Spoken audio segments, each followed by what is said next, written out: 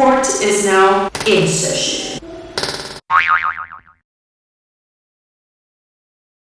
Hey guys, what is up? It is Ro with another video. Welcome back, people of Earth. What is up? As always, another defending Jacob video. This is actually going to be different. I decided to take out a theories video. This video is going to answer the question, is Jacob Barber guilty? One could say we shouldn't really be theorizing because if you've read the book, you already know how it ends and everything. But Morton is taking this series differently, so he's incorporating the book, but taking events in a different direction and adding new events that are not even part of the book. So we could theorize. Plus, Jaden said that Tilda said that he can decide whether or not Jacob is guilty. So let's start theorizing. I will not be mentioning the book whatsoever in this video. In a sense, I can't really talk about it because it is a huge freaking spoiler if you haven't read it. So I completely want to disregard it. And also because they are doing this show differently, I feel like they may not stick to the book. So we will see. I'm just gonna do it based off this TV show. I will say it is so hard not mentioning the book. This video can make more sense if I did add the book because some of the things I say could be very confusing because I'm really trying hard not to mention elements in the book. So yeah, little disclaimer there. Let's begin with people who definitely will freaking not be guilty. Like it's just not gonna work out. That wouldn't make any sense. We can definitely cross off Andy and Lori. There is no way they're guilty. Let's just move on from there. It's definitely not them. I really don't think Sarah either, because for me Sarah's like the middleman. She was just caught in this whole Derek drama, and then now she has drama with Jacob because Jacob's mad at her. So there's no way. Does she know things? She could know things, which still makes you, and it still makes you guilty because you know the information. Here are the top 3 people for my list: Jacob himself, Derek, and Pat. Pat, you can definitely argue that Pat is guilty. The thing is, sometimes the most obvious people aren't them. Yes, he's a pedophile, yes, he's a creep, but I don't think he's a murderer. I don't think he murdered Ben. You know what I mean? He wanted to obviously cause harm to him in that way, in being a pedophile and a creep, but I don't think he would murder him. Now, you could say that Ben rejected him and he got mad and then killed him, right? I just think that Pat's is too obvious and too leaning towards the cliche because he's just a very obvious suspect. And if you want to give out the factor, you know, I don't think that Pat should be the one who ended up killing Ben. Derek is another big one. Now, we had that story added in that was completely different about Derek and Ben and the whole nude photos with Sarah.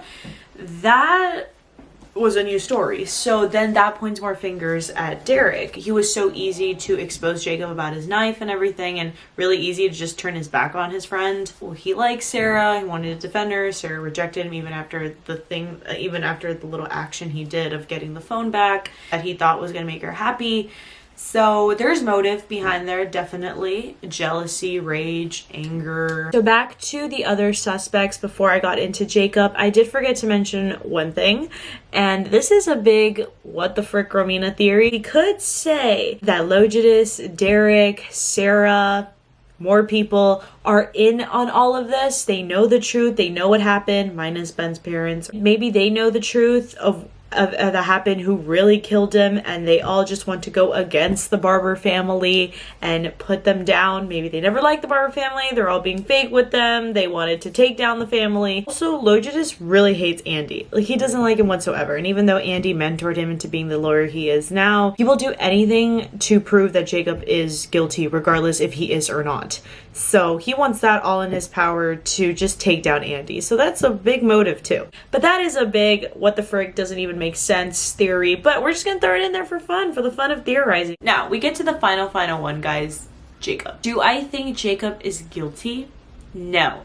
Here's why I think he's not guilty. And I'm trying really hard to bite my tongue about the book because okay, I'm not gonna say anything. Okay. The reason I don't think Jacob did it is because the show is really not pointing fingers at him that much. To begin with, they did not emphasize the cutting room that much. I was kind of sad because the cutting room is a really big pivotal moment in the story. We did touch in more on Jacob himself and his history of violence when he was little, lack of empathy, and not showing any feelings, and having certain types of, I want to say I'm not sure if I should say disorders, but like he showcases certain psychological elements that are a little alarming. But there's a lot more that really doesn't point the fingers at him. For once, he's not susceptible to the murder gene, whether we believe in the murder gene or not. The fact that he doesn't have it is a big pointer to not him being a murderer. Hey guys, so I'm editing my video right now and I did miss a couple of pointers that I want to add in. So as I was explaining as to why he could be guilty, I forgot to say was the fact that he was really bullied by Ben. And Ben wasn't a nice person, wasn't really the definition of a friend to him. He would always say that he was gay and that he was weak and that he was ugly, etc. You know what I mean? Those are big pointers of why Jacob would have motive. Now going into why he's not, the biggest reason is because there's not much elements that point to it. First of all, how Jaden is taking this character is semi-different to the book, and that is a huge reason why it doesn't point fingers at him that much. I don't see the Jacob Barber that I read in the book as much. There's not much evidence overall. There really aren't that much pointers from the show that show that he could be. If anything, Pats and Derek look way more suspectful than him. So that's why I really lean to Jacob being the third one. Yeah, guys, that's the theory for defending Jacob. We're going to see tomorrow. We're going to trial and I'm very freaking nervous. They already released the stills for episode 7 and it looks so good. I'm so sad the show is ending. That's all for today's video, guys. If you love it, give it a thumbs up. If you hate it, give it a thumbs down. If you liked it more than a thumbs up, press the red subscribe button and subscribe to my YouTube channel. I will see y'all next video for episode 7 review.